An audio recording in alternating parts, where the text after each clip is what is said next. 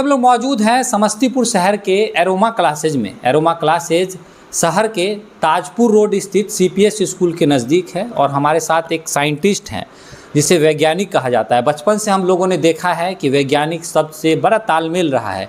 School में चाहे हम जो धारावाहिक देखते थे, कोई किताब पढ़ते हैं, वहाँ पे साइंटिस्ट का एक अहम रोल है। और हमारे साथ आज एक साइंटिस्ट मौजूद हैं। हमारी भी खुशनसीबी है कि आज इनके साथ रूबरू होने का मौका मिला है। तो आज बताते हैं कि एक साइंटिस्ट क्या करता है और आप अगर साइंटिस्ट बनना चाहते हैं तो आप कैसे बन सकते हैं। सर, सबसे पहले आप अपना एक संक्षिप्त इंट्रोडक्शन दीजिए। जी नमस्कार जी। मेरा नाम डॉक्टर संजीव कुमार हुआ जी, और मैं समस्तीपुर का निवासी हूँ, आज़ाद नगर मोहल्ले का जी। और मैंने अपनी पढ़ाई एग्रीकल्चर फील्ड में करी है। ग्रेजुएशन मेरा महाराष्ट्र से हुआ है और जो पोस्ट ग्रेजुएशन मेरा प्लांट पैथोलॉजी में हुआ हिसार से।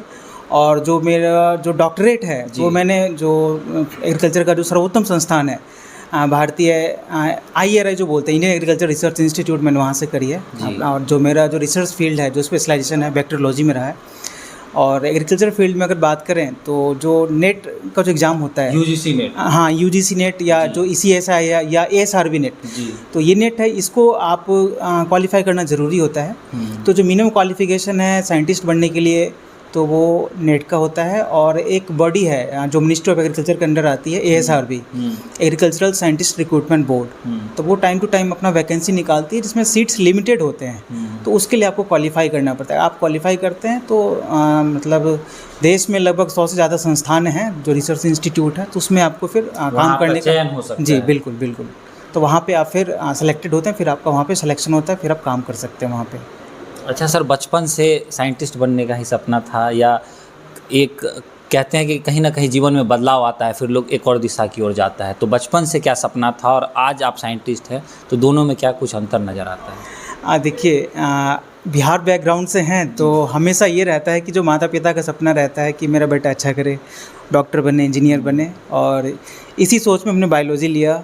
और पहले AIPMT होता था तो उसमें मतलब AIPMT और जो BCEC होता था उस टाइम प्रीलिम से सब निकला। हाँ, तो मेंस नहीं निकला, 2 बार दिए, बट मेंस के बाद क्वालिफाई नहीं कर पाए। तो फाइनली जो ऑप्शन है कि एग्रीकल्चर का जो ऑप्शन था तो हमने उसको चूज़ किया और उसी फील्ड में एक्सेल करते गए। और उस टाइम ये नहीं पता था कि आगे जो है इतना स्कोप है और इतने आगे तक जा सकते हैं। और आज जो पीछे मुड़ के देखते हैं तो लगता है कि नहीं, जो फैसला लिया था जो दशक पहले, वो गलत नहीं था, बहुत ही अच्छा था। और आज देश के जो सर्वोत्तम जो वैज्ञानिक हैं, जो फील्ड है, जो फ्रैटर्निटी है, साइंटिफिक फ्रैटर्निटी है, उनके साथ काम करने को मिलता है। और अच्छा तब लगता है जब आपके जो रिसर्च है वो साइट होते हैं, लोग साइट करते हैं, पढ़ते हैं, आपके रिसर्च पेपर को पढ़ते हैं, तो वो देख के आज अच्छा लगता है। अच्छा सर, आज 1 मई का दिन है और 2-4 दिनों में मुझे लगता है कि 4 मई को नीट की परीक्षा है। लाखों अभ्यर्थी शामिल होते हैं और सबका सपना, जैसा आपने कहा कि डॉक्टर बनने का होता है।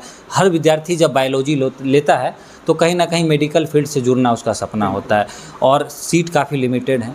उन छात्रों को क्या सुझाव देना चाहते हैं और कैसे बताना चाहते हैं कि मेडिकल को छोड़ के आप अगर एग्रीकल्चर में आते हैं तो वहाँ कितनी कैरियर स्कोप है और कितनी संभावनाएं हैं पूरी दुनिया को देखने का और अपने रिसर्च पेपर के जरिए इतिहास में शामिल होने का? जी बिल्कुल। देखिए, जो नीट का एग्ज़ाम है वो बहुत बढ़िया है, लेकिन जो सीट्स है लिमिटेड है, सबका सिलेक्शन नहीं हो सकता। तो जो बोलते हैं ना कि जहाँ और भी है, तो नीट के आगे जहाँ और भी है, स्कोप और भी है, आप उसकी तरफ बढ़िए। जो अवसर और भी अन्य जो अवसर हैं उनको तलाशिए। और जो एग्रीकल्चर की बात करें तो इसमें देखिए, जो सबसे बड़ा जो जॉब होता है यही है, जो फ्रैटर्निटी साइंटिस्ट का जो पोस्ट यही है।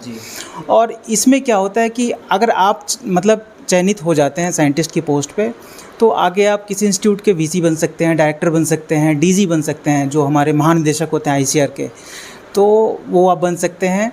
और इसके अलावा अगर बात करें, जो राज्य स्तर पे बात करें, तो उसमें भी बहुत सारी पोस्ट आती हैं, जैसे कि ब्लॉक टेक्निकल मैनेजर हो गया या जो सहायक निदेशक हो गया, तो ये सब पोस्ट आती है तो उसमें आप क्या है कि जो राज्य सरकार है उनके साथ आपको मिलकर काम करने का एक मौका मिलता है। और आप चीज़ों का जो बोलते हैं ना बदलाव, जो ग्रासरूट लेवल जो चेंज जो बोलते हैं, तो आप चेंजेस जो है आप कर सकते हैं। आप अपनी बदौलत, जो आपकी पोस्ट है जो उसकी बदौलत मेहनत करके आप चीज़ों को बदलाव ला सकते हो। आप देख सकते हैं कि चीज़ें कैसे बदलती है।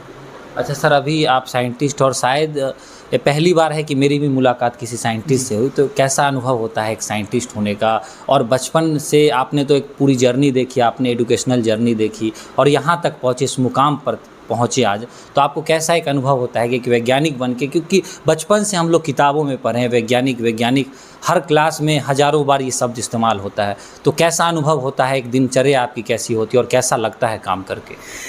जो अपने भारत देश में रिसर्च की अलग अलग संस्थाएं हैं, जैसे ICMR हो गया, DRDO, इसरो हो गया, और वैसे ICAR भी एक बॉडी है, ऑटोनोमस बॉडी है, जो मिनिस्ट्री ऑफ एग्रीकल्चर के अंदर आती है। और रिसर्च की बात करें इसमें, तो जो ग्रीन रिवॉल्यूशन है, जो हरित क्रांति है, तो उसको कोट करना बहुत ज़रूरी होगा, क्योंकि एक टाइम था आज़ादी के बाद कि हमें जो हमारा फूड ग्रेन्स है हमको इंपोर्ट करना पड़ता था। कमी थी। हाँ, बहुत कमी थी, उस टाइम हमें इंपोर्ट करना पड़ता था, और इसमें बहुत सारे चेंजेज हुए, रिसर्च हुआ, तो आज जो है हम लोग सेल्फ सफिशिएंट हैं। बट वो दौर अलग था और अभी का जो दौर अलग है, तो अभी जो चैलेंजेस है उसके हिसाब से जो रिसर्च है उस हिसाब से वही हमें करना पड़ता है। और कोशिश ये रहती है कि जो चीज़ें हैं किसानों तक पहुँचे, जो ग्रास रूट लेवल है, आखिरकार हमारे वही अन्नदाता वही हैं, तो और सेल्फ सफिशिएंट हम बन सकें। भारत एक जो खुद से हर चीज़ का उत्पादन कर सके, ऐसा लक्ष्य है। जी बिल्कुल बिल्कुल। अच्छा सर, एक दौर था जो आज़ादी के बाद का समय था, उस समय देश में अन्न की कमी थी, जो फसल होती थी उसमें काफ़ी कम अन्न की उपजाऊ होती थी, लेकिन उसके बाद जो वैरायटीज़ आई, उसको हाइब्रिड कहते हैं, उसमें बहुत सारे फसल होते हैं, तो ये तो बड़ा बदलाव देखने को मिला। लेकिन आपके अनुसार आज के समय में किसानों के लिए क्या चैलेंज है एक बड़ा? देखिए, जो बदलते समय के साथ जो आज का जो मौसम है उसमें क्या है कि क्लाइमेट चेंज के कारण किसानों को बहुत सारी समस्याएं आती है। समय पे बारिश नहीं आती है, और जो अन्य जो हाई यील्डिंग वैरायटीज़ हैं, जो मतलब अलग अलग फसलों की, हाँ, तो उसमें कईयों में क्या होता है कि बीमारियां ज़्यादा आती हैं। हाँ, और बदलते मौसम के कारण बीमारी, जो कीट व्याधि का जो प्रकोप है बहुत ज़्यादा बढ़ गया है। तो ये सब चैलेंजेस हैं कि किसानों को बहुत ज़्यादा फेस करना पड़ता है। साथ ही साथ जो उपज होती है, तो कई बार क्या होता है कि उपज तो हो जाती है, लेकिन उनको जो समर्थन मूल्य है या जो उसका जो MSP, तो वो उनको उतना भी नहीं मिल पाता है। हाँ, और वो मंडी तक भी कई बार लेके नहीं जा पाते हैं। कई बार क्या होता है कि किसान जो है उनको मतलब फेंक देते हैं कि उनको सही मूल्य नहीं मिल पाता है। तो ये सारी बहुत सारी चीज़ें हैं, जो समस्याएं हैं, जो किसानों को फेस करना पड़ रहा है। अभी सर हमारा आखिरी सवाल होगा कि आप एग्रीकल्चर के फील्ड में हैं और साइंटिस्ट के पद पर कार्यरत हैं, तो समस्तीपुर के साथ साथ पूरे बिहार के युवाओं को क्या संदेश देना चाहेंगे? कितना कठिन है एक वैज्ञानिक बनना, और एग्रीकल्चर के फील्ड में क्या कुछ संभावनाएं आने वाले दौर में होने वाली है? देखिए, मैं समस्तीपुर का निवासी हूँ और मैं अपने आप को बहुत लकी मानता हूँ कि जो हमारा समस्तीपुर है, यहाँ पे जो अपना जो पूसा एग्रीकल्चर यूनिवर्सिटी है वो बहुत समय से है यहाँ पे। जी बिल्कुल बिल्कुल दर्ज है। और यहाँ जो सेवाएं जो हैं यहाँ पे जो मिल रही हैं जो पूसा यूनिवर्सिटी की बदौलत, वो बहुत बढ़िया है। तो जो बिहार के जो युवा हैं या समस्तीपुर के खासकर, उनको मैं ये बोलना चाहूँगा, ये संदेश देना चाहूँगा कि आप मेहनत करें, और जो फील्ड है बहुत सारे हैं, और एग्रीकल्चर फील्ड में भी संभावनाएं अपार हैं। और अगर आज के दौर की बात करें तो वैकेंसीज़ बहुत आ रही हैं, जैसे ब्लॉक टेक्निकल मैनेजर हो गया, या एग्रीकल्चर डायरेक्टर की जो पोस्ट है, या साइंटिस्ट वाली पोस्ट है, या अगर जो असिस्टेंट प्रोफेसर की जो पोस्ट है, जो नियमित जो वैकेंसीज़ आती रहती हैं। जैसे अपने पूसा में नहीं, और भी सब और यूनिवर्सिटी है भागलपुर में, वहाँ भी वैकेंसीज़ आती हैं। तो आप इन सब में आप ज्वाइन करके आप अपनी सेवाएँ दे सकते हैं। और इन सब के अलावा भी जो बोलते हैं खुद का जो इंडस्ट्री सेटअप करना, जैसे मशरूम का कल्टीवेशन हो गया, जैसे और कुछ देर पहले मैंने एग्रो बेस्ड इंडस्ट्री की बात करी, तो ये सब चीज़ें हैं जहाँ पे आप अपने आप को लगा सकते हैं, अपनी एनर्जी इसमें लगा सकते हैं, इन्वेस्टमेंट कर सकते हैं। और जो राज्य सरकार है उनको एक बढ़ावा दे सकते हैं कि इन चीज़ों को मतलब से भी इनका उत्पादन बढ़े। जी बिल्कुल, हाँ। तो ये हमारे साथ से डॉक्टर संजीव कुमार समस्तीपुर के आज़ाद नगर के ही रहने वाले हैं, और अभी मध्य प्रदेश के एक भारत के वन ऑफ द सर्वोत्तम संस्थान जो सोयाबीन की रिसर्च सेंटर है, वहाँ पे वैज्ञानिक के तौर पर कार्यरत हैं, और एक अच्छा खासा अनुभव है और इन्होंने अपना अनुभव साझा किया है। हम चाहते हैं कि समस्तीपुर के जो युवा हैं, समस्तीपुर के जो लोग हैं, समस्तीपुर की जो हस्तियाँ हैं, जो आज देश में अपने समस्तीपुर के नाम को एक ऊंचाई पर लेते जा रहे हैं, उनसे ऐसे ही आपको रूबरू कराते रहें। बाकी आज हमारी मुलाकात एरोमा क्लासेज में हुई थी इनके साथ, और आगे ऐसी ऐसी वीडियो तमाम हम आपके लिए लेकर आते रहेंगे।